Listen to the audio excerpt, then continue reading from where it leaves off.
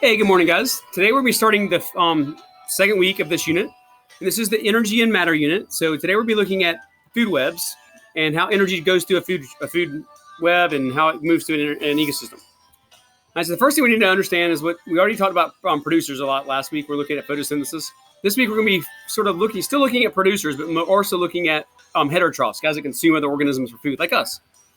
All right, so I hope you guys all understand that all energy comes from the sun. That's where it starts off at. All the energy starts off at the sun. It comes to our planet. That's how it enters our food chains, right?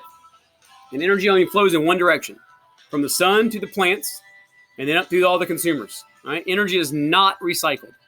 It's either used or it's lost as heat. All right. So just know that producers, again, they do photosynthesis. We talked about it last week.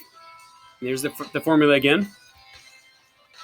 But consumers are what we're going to be focusing on a little bit more so today. So consumers, or heterotrophs, are the guys that cannot make their own food. So we have to eat other organisms. So you're either a herbivore, you eat plants. You're a carnivore, you eat only animals. Or you're omnivore like humans, and you eat both plants and animals. There's also things called detrivores, also called scavengers. Those are guys that do not hunt, but they do consume, but they eat dead stuff. Like earthworms, and probably more you see more often is like vultures, like turkey buzzers on the side of the road, right? Those guys eat dead stuff. They don't actively hunt, but they do eat stuff. They consume stuff. And last, we have decomposers. Decomposers are super important to an ecosystem, but they break down all that dead stuff, plants usually, but also dead animals. That's what makes deer smell when you smell like a dead deer nearby. But it's usually bacteria, mushrooms, other microorganisms, but they return the nutrients to the soil so that the plants can take them up. So they're very key to an ecosystem. All right, so food chains, those are just step-by-steps, like one little linear chain, like producer, consumer, consumer, consumer, right? But a food web is a bunch of different food chains going on that show all their feeding relationships within a ecosystem. But to understand those, you need to understand what a trophic level is. Okay, a trophic level is each step up a food chain or a food web. So the first level is the plants, the producers. The second level is the herbivores, the primary consumers, right? Third level is the secondary consumers, usually things like snakes, frogs, that type of stuff. They can also be big animals too, but they're usually carnivores. And then you have the fourth level. Those are the tertiary consumers. Those are like the apex predators. So humans, a good example. A hawk, an owl, grizzly bears, an alligator, a great white shark. The top of the food chain is the tertiary consumer. So here's a good example here. Producers down here, producers. And then the primary consumers, these guys here. Secondary consumers. And then tertiary. And this is an owl. Owls are awesome apex predators. Creepy animals, but they're awesome animals. Awesome consumers. It's also important to understand that the more complex a food web is, the more stable it is. So this is two good examples here. There's a complex one on the left and a simple one on the right.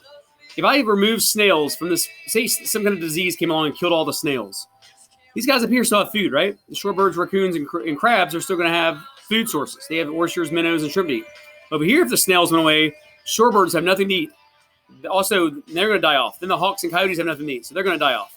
So the more complex, the more stable you are. Here's a great estuary food web. I love estuaries. That's what I studied in college was estuaries. So great food web for an estuary. All right, now we're going to look at ecological pyramids. And pyramids are big on the bottom, small on top. Think about the Great Pyramids. Big on the bottom, small on the top. So they always show producers on the bottom, then primary consumers, secondary consumers, and tertiary consumers. So there's less energy available to the top apex predators than there are to the producers. And we're going to talk about that later. And here's a couple of different examples. You can look through them. Then you have that pyramid of numbers. This is just the actual number of organisms. If you go in your backyard, there's a lot more green plants back here right now than there are animals that eat them, right? A lot more. And then you have the biomass pyramid. The biomass is a weird thing, but it's just like representing the weightage, the poundage, the mass of all the living stuff. So if I went outside and weighed all the plants out here, they're going to greatly outweigh all of the other things out here. So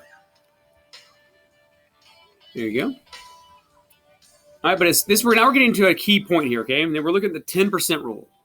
Every step up a food chain only has 10% of the energy that the prior level had. All right. So this is a good example. So 100,000 or a million joules, just a units of sunlight, units of energy come down. Okay. A million units of energy come down. 10% of that is 10,000. The primary producers only have 10,000 units. The guys that eat those guys only have 10%. So they only have 1,000 units.